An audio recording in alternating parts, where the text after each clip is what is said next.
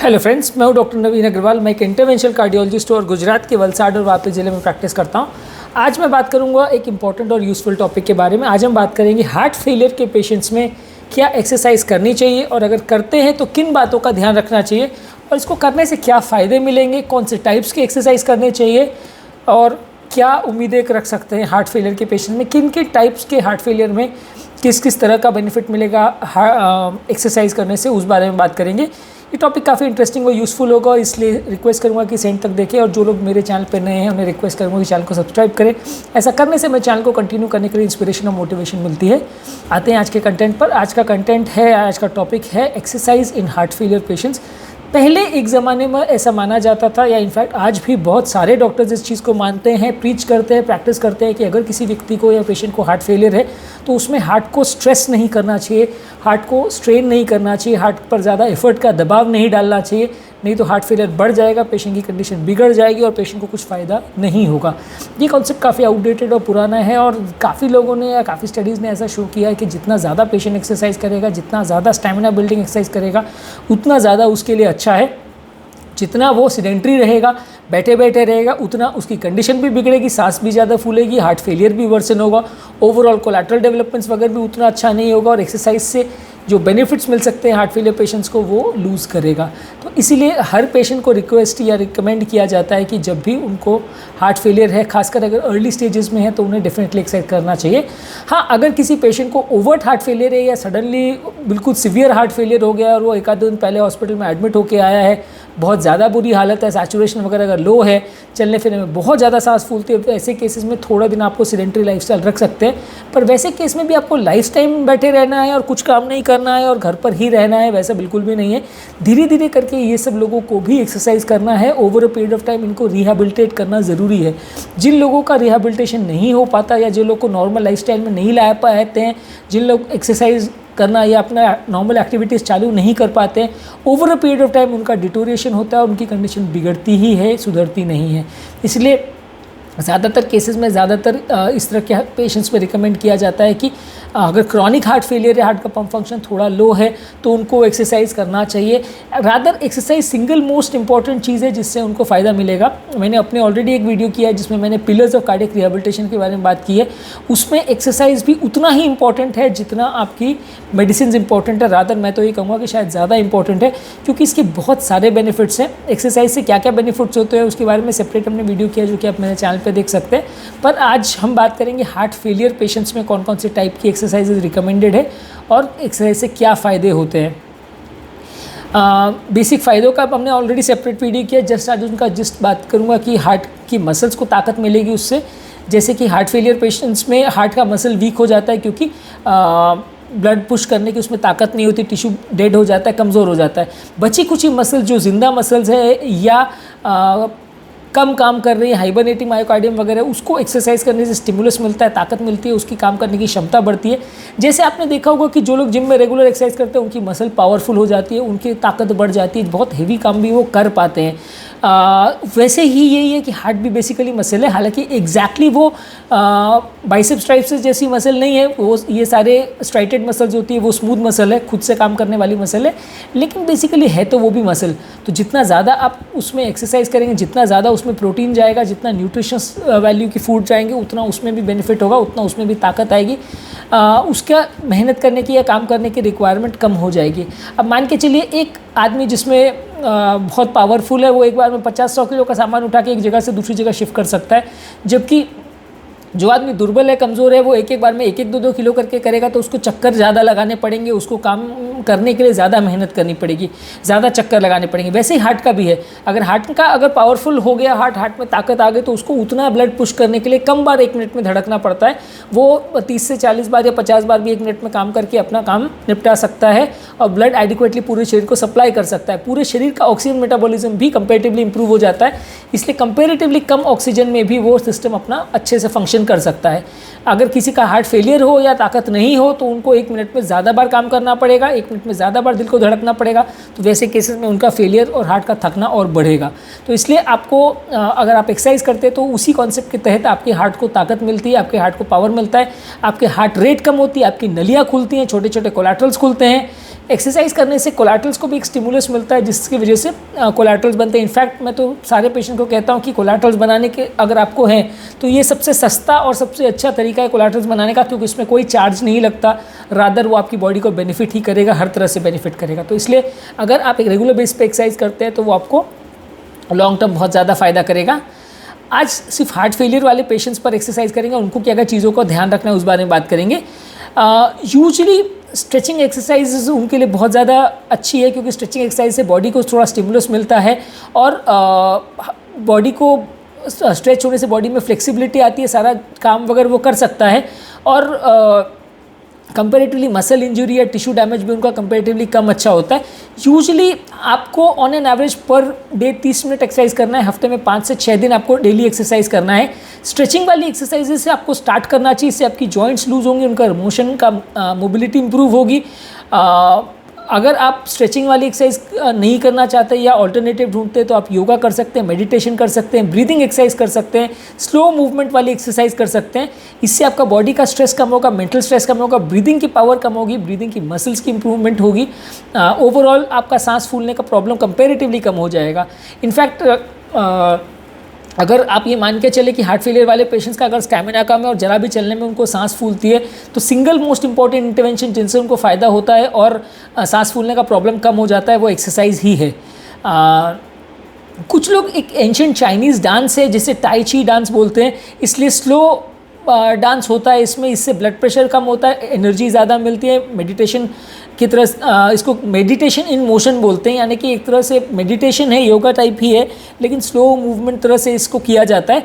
तो इससे भी लोगों का हार्ट फेलियर इंप्रूवमेंट होता है और इससे उनकी क्वालिटी ऑफ लाइफ इंप्रूव होती है। आप चाहो तो इस डांस के लिए या इस तरह के स्टेप्स के लिए आप गूगल पर सर्च कर सकते हो, टाई ची करके डांस है, तो ये हार्ट फेलियर पेशेंट्स के लिए काफ़ी रिकमेंडेड है।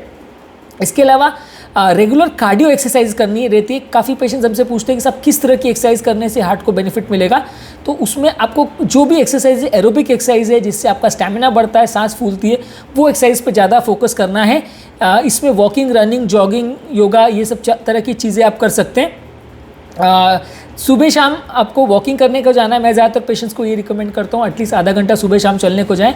इस वॉकिंग को आपको करना ये इस तरह से कि आपकी थोड़ी बहुत सांस फूले, लेकिन बहुत ज़्यादा हार्ट को इस तरह से स्ट्रेस नहीं करना है कि आपको बहुत ज़्यादा सांस फूले, आपको धीरे धीरे करके उसको बढ़ाना है।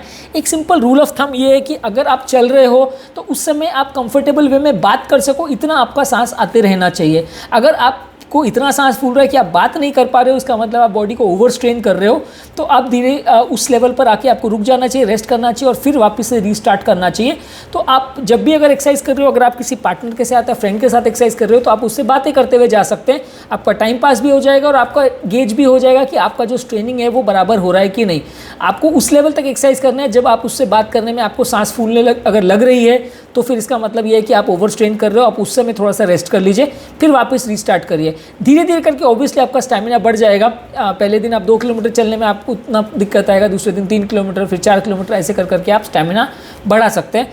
पहले दूसरे दिन से मेरा मतलब ये नहीं कि आपको एक दिन में इतना बढ़ाना है, उसका मतलब ये है कि हफ्ता, 2 हफ्ता, 10 दिन, 15 दिन में धीरे धीरे करके अपनी स्टैमिना को बढ़ाइए, तो आपका धीरे धीरे करके एफर्ट टॉलरेंस इंप्रूव हो जाएगा। आप ज़्यादातर अगर एक ही स्पीड में या एक ही लेवल पर कंटिन्यूसली अगर वॉकिंग आप नहीं कर सकते, आपको थकान होती है, तो मल्टीपल ब्लॉक्स में कर सकते हैं आप। अगर वो आपको 1 घंटा मैंने चलने को बोला तो आप एक बार में नहीं कर पा रहे तो 10-10 मिनट के 6 गैप्स में भी आप उसको कर सकते हैं। वो भी उतना ही इफेक्टिव है। ऐसा नहीं है कि आपको पूरा 1 घंटे में ही चलना है। ऑब्वियसली आपका स्टैमिना बिल्डिंग तो ज़्यादा बेटर तभी होगा जब आप कंटिन्यूस चलेंगे, पर धीरे धीरे करके आप स्टैमिना भी बढ़ाएं तो बुरा नहीं है।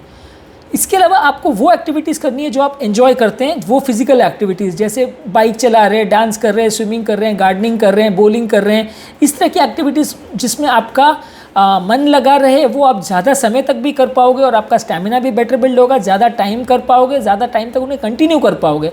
लोग इस तरह की एक्टिविटीज़ में एंगेज हो जाते हैं जिसमें मन ही नहीं लगता, तो फिर आप 10-5 दिन ही करके उसको बंद कर दोगे। पर अगर आपका उसमें मन लगता है, आप वही तरह की एक्टिविटीज़ को लॉन्ग टाइम तक कंटिन्यू कर पाओगे।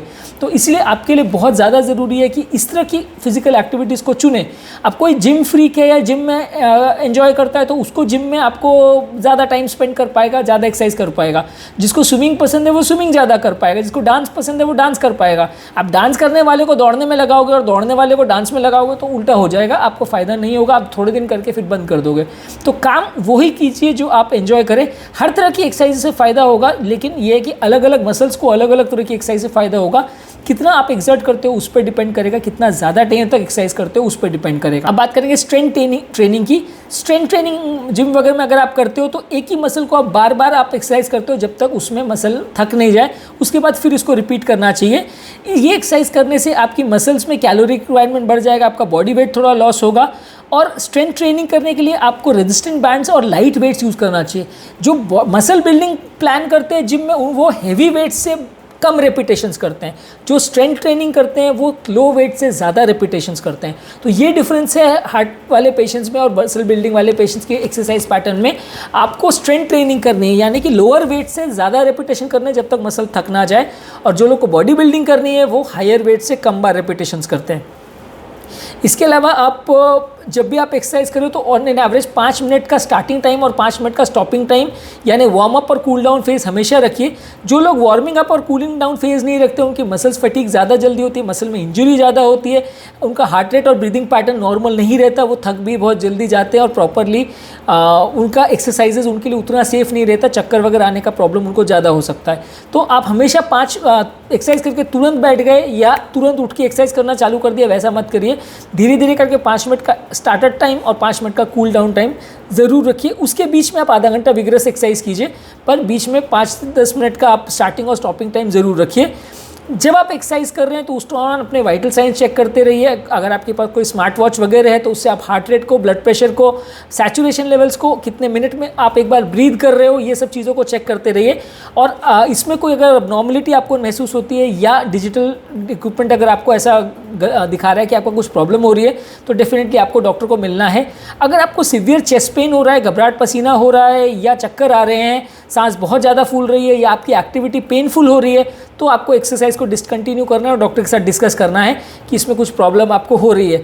या अगर ऐसा हो रहा है कि पहले आपका स्टैमिना ज़्यादा था और अभी कम हो रहा है, पहले आप 5 किलोमीटर चल पाते थे, अभी 3 किलोमीटर या 2 किलोमीटर चलने में भी सांस फूल रही है, घबराहट हो रहा है या इस तरह का प्रॉब्लम्स हो रहा है, तो आपको डॉक्टर को मिलना है, डिस्कस करना है। तो आपको डॉक्टर को कंसल्ट करना है, एक्सरसाइज उस टाइम पे आपको नहीं करना है। पर अगर आप रेगुलर बेसिस पे एक्सरसाइज कर रहे हो और आपको कोई प्रॉब्लम नहीं हो रही तो आप ज़्यादा देर के लिए भी कंटिन्यू कर सकते हैं।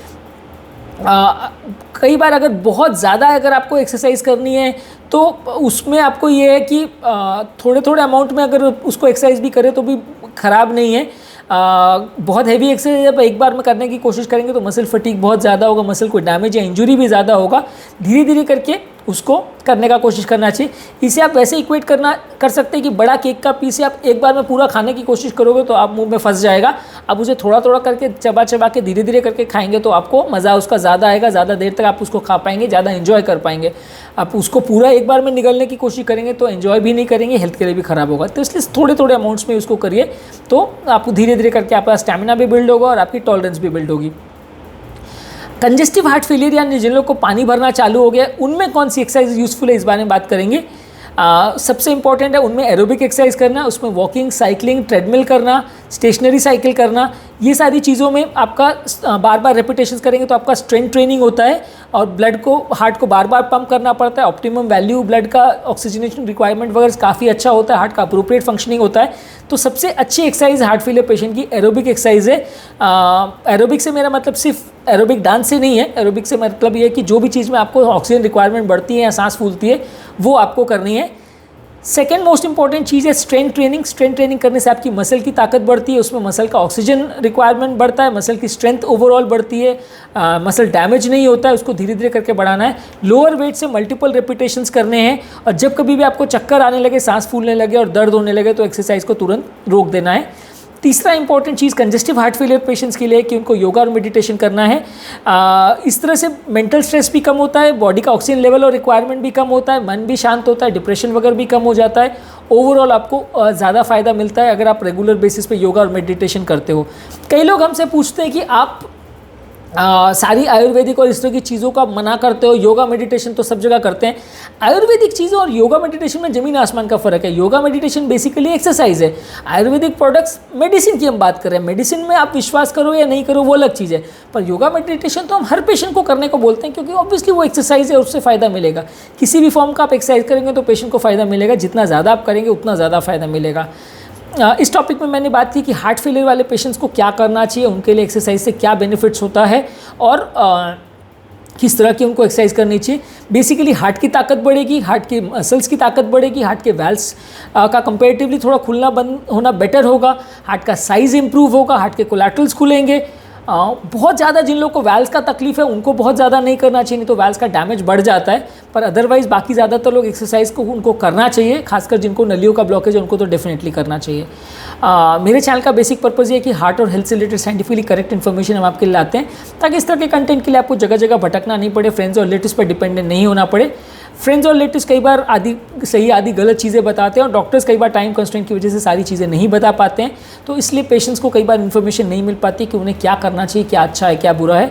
हम चाहते हैं कि इस तरह का कंटेंट आपके लिए इजीली अवेलेबल हो, ताकि आप अपने पेशेंट्स को बेटर मैनेज कर सकें, उनकी बीमारी को समझ सकें, उनकी बीमारी को बेटर डिस्कस कर सकें और उनको बेटर वे में उनकी बेटर लाइफ उनके लिए कर सकें। यदि आपको हमारे चैनल का कॉन्सेप्ट अच्छा लगता है तो वीडियोस को लाइक कीजिए, चैनल को सब्सक्राइब कीजिए। यदि आपको लगता है कि कंटेंट आपके फ्रेंड्स और रिलेटिव्स के लिए यूजफुल है तो लिंक को उनके साथ शेयर कीजिए। यदि आपको लगता है कि आपके कोई कमेंट्स, क्वेरी, सजेशंस हैं या कोई टॉपिक्स आप चाहते हैं हम अपने वीडियोज़ में कवर करें तो नीचे कमेंट सेक्शन में उनके बारे में बताएं। हम उन टॉपिक्स को फ्यूचर में अपने वीडियोज़ में ज़रूर कवर करेंगे और आपके लिए जितने आपकी सजेशंस हैं उनको भी इनकॉर्पोरेट करने का प्रयास करेंगे। अंत में मैं डॉक्टर नवीन अग्रवाल तहे दिल से आपका शुक्रिया अदा करूँगा कि आपने मेरे टॉपिक को एंड तक देखा। जो लोग इस कंटेंट को इंग्लिश भाषा में देखना चाहते हैं उनके लिए डॉक्टर नवीन अग्रवाल इंग्लिश कार्डियो केयर का चैनल अवेलेबल है, आप उसमें मेरे वीडियोस को देख सकते हैं और इंग्लिश भाषा में आपके फ्रेंड्स, रिलेटिव्स या इंटरनेशनल व्यूअर्स भी उस कंटेंट को इंग्लिश में देख सकते हैं।